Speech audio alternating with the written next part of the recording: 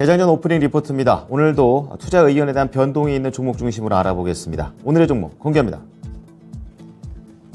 자, 오늘은 골고루 있죠. 목표가 상향 종목 KTNG, 그리고 포스코케미칼, 현대코퍼레이션, 하향 종목이 좀 많습니다. 삼성전자, LG전자, 그리고 아모레퍼시픽, 그리고 LG생활건강과 포스코홀딩스고요.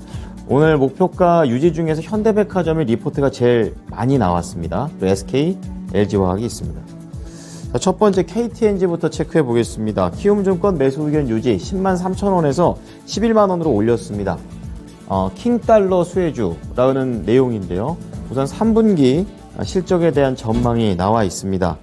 영업이익이 4,180억 원, 전년 대비 보합입니다. 하지만 전망치를 상회하는 수준이 되겠고요. 강달러 덕분에 수출 담배 판가가 올라갔고, 또 유동 인구가 회복되면서 점유율이 늘어났고 내수 매출이 늘어나게 되는 원인이 됐다. 그리고 선물 세트 수요 회복과 가격 인상으로 인해서 인삼공사의 실적이 정상화된 것이 중요한 포인트가 됐습니다. 그리고 앞서 위 제목과 같은 킹달러 수혜주인데요. 특히 이 관련 담배, 이 전자담배 수출 판가가 지속적으로 올라가고 있는 것으로 판단하고 있고요. 평균 환율 역시 3, 4분기에도 2분기 대비해서는 적게는 6%, 많게는 10% 이상 높을 것이기 때문에 강달러 이런 수혜는 여전할 것으로 봤습니다. 그리고 앞서 말씀드렸던 인삼공사에 대한 실적 부진이 일단락 됐는데요. 해외여행이 재개되면서 공항 면세점과 관련된 수요가 반등이 나왔다는 점 긍정적으로 봤습니다. 네, 다음은 포스코케미칼 넘어가 보겠습니다. 2차전지 소재 기업인데요. 한국투자증권 매수 의견 유지 14만 원에서 22만 원으로 크게 올렸습니다. 성장 곡선이 더 가팔라진다, 이러면서 좋게 기대치를 반영하는데요. 자, 우선은 수주가 늘 것으로 봤습니다. 근거로 들 수 있는 건 양극재 값이 강세를 띠고 있다는 업황의 분위기가 있고요.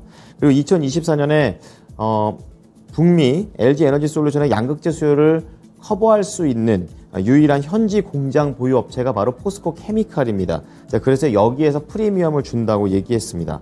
그리고 미국의 인플레이션 감축법에 대한 수혜를 받게 된다는 것을 주요 내용으로 잡고 있고요. 또 양극재뿐만이 아니라 음극재 사업에서도 드라이브를 건다라는 내용인데요.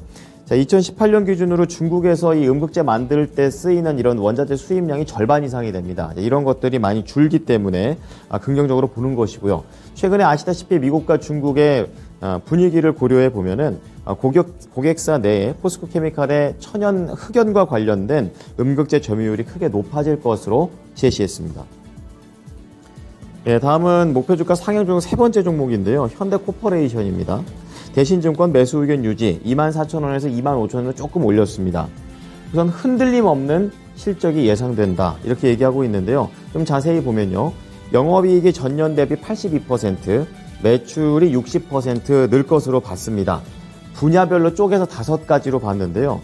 철강 쪽에서는 3분기 선행 수주 물량 덕분에 견조한 실적이 예상이 되고요. 그리고 승용 부품 쪽에서는 러시아하고 우크라이나 전쟁 때문에 오히려 반사 수혜를 얻는다라는 내용을 밝히면서 계속해서 현대코퍼레이션의 효자 역할을 지속한다는 내용입니다. 그리고 석유화학과 관련해서는 2분기 대비해서 유가가 10% 이상 하락은 했지만 단기 반등 가능성에 대한 부분을 염두하면서 3분기에 그렇게 큰 악재가 안 된다고 봤고요. 사용 에너지와 기계 선박 분야에서는 적자에서 흑자로 전환되는 긍정적인 내용을 밝혔습니다. 마지막으로 자원개발 쪽에서는 유가만 계속 이 정도의 수준을 유지한다면 하반기에도 긍정적으로 내다봤습니다. 자, 그리고 오늘 목표가 유지 종목 중에서 리포트가 증권사별로 가장 많이 나온 게 현대백화점입니다. 한국투자증권이고요. 매수 의견 유지, 목표가는 11만 원 근처에서 형성되어 있는데요.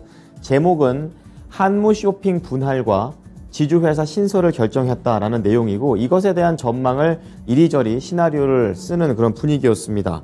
우선 지주사 신설 공시는 16일 날 지금 공시가 나왔으니까 지난주에 나왔고요. 인적 분할 방식을 선택을 하고 있습니다. 그리고 지주회사를 통해서 신규 출점을 늘리고 또 신사업에 대한 동력을 확보한다라는 내용을 공식적으로 냈습니다. 세부 내용 중에서 포인트가 될 수 있는 건 주요 자회사, 앞서 말씀드렸던 한무 쇼핑이 분할이 되면서 신설 지주회사로 편입이 될 예정이고요. 그리고 신촌 현대백화점에 대한 부동산업을 하고 있는 현대쇼핑이라는 회사 역시 지주회사로 합병된다. 그러니까 지주사 쪽으로 조금 더 힘을 모으는 그런 내용들이 나와줬습니다. 그리고 이것과 관련해서 투자 심리와 그리고 펀더멘탈 두 가지로 나눠서 분석을 했는데요. 우선 심리적으로는 부정적입니다. 명분이 좀 부족하다라는 얘기를 하고 있고, 그리고 주주 가치를 제고하기 위한 구체적인 내용이 안 나왔다라는 것도 투자 심리의 부정적인 요인이라고 봤습니다.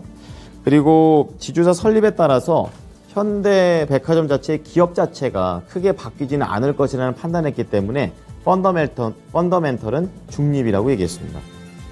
자, 마지막으로 목표 주가 하향 조정된 게 이제 삼성전자인데요. NH투자증권 매수 의견 유지 75,000원에서 7만원으로 낮췄습니다. 3분기 실적이 부진할 것으로 보고 있고, 반도체 다운사이클, 그러니까 업황이 계속해서 부진해진다라는 점이 더 길어지고 심화된다라는 내용입니다. 영업이익이 전 분기 대비해서 16% 감소, 매출은 3.3% 증가가 되겠는데 전망치를 하회하는 수준이고요. 지금 세트 수요, IT 세트 수요가 부진하고 반도체 가격 중에서 메모리 반도체 가격이 떨어지고 있는 부분이 악재라고 보고 있습니다. 그리고 그나마 긍정적인 부분, 그러니까 하단을 방어할 수 있는 게 투자 조절, 그리고 양호해진 부품 재고 상황, 이렇게 보고 있는데요. 지금 낮아진 가치가 얘기가 되고 있고, 또 내년 하반기에 예정된 메모리 반도체 공급이 줄어들 것으로 보고 있습니다. 투자가 축소되면서 공급도 축소되는, 그러니까 좀 부정적인 그런 내용으로 볼 수가 있겠고요. 또 다른 공급 축소로는 공정 개발이 점점 세분화되고 어려워지고 있기 때문에 이 부분도 또 하나의 내용이 되고 있습니다. 그래서 올해하고 내년하고 실적 추정치를 하향 조정했기 때문에 목표 주가 낮췄습니다. 지금까지 오프닝 리포트였습니다.